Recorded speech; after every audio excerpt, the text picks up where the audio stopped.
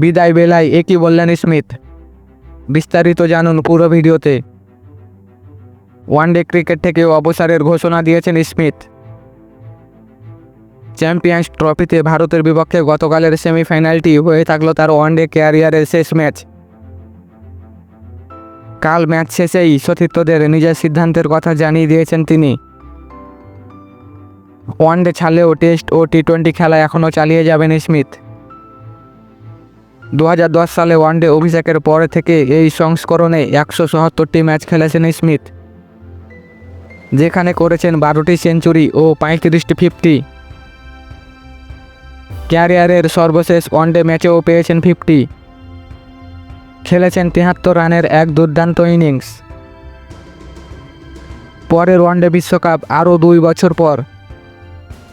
সেই বিশ্বকাপের জন্য অস্ট্রেলিয়া দলটিকে প্রস্তুত করতেই নিজেকে সরিয়ে নিয়েছেন স্মিথ।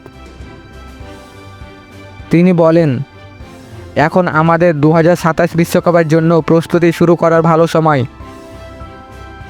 তাই সরে যাওয়ার এটাই উপযুক্ত সময় মনে হচ্ছে।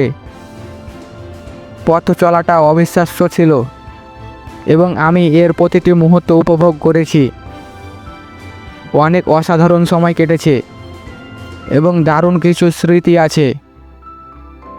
2টি বিশ্বকাপ জয় আমার জন্য অন্যতম সেরা মুহূর্ত ছিল।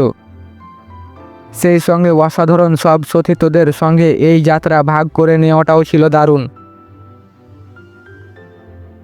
36টি টেস্ট সেঞ্চুরির মালিক স্মিথ টেস্টকে দিয়েছেন অগ্রাধিকার।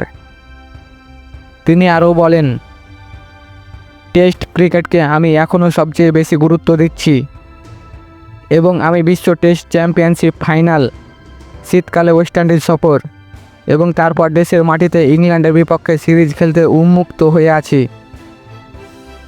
আমি মনে করি এখনও অনেক কিছু দেওয়ার আছে আমার। ওয়ানডেতে স্মিথের রান 5800, যা অস্ট্রেলিয়ার সর্বোচ্চ রান সংগ্রাহকের তালিকায় 12তম। অস্ট্রেলিয়ার খেলোয়াড়দের মধ্যে তার চেয়ে বেশি সেঞ্চুরি আছে 5 জনের।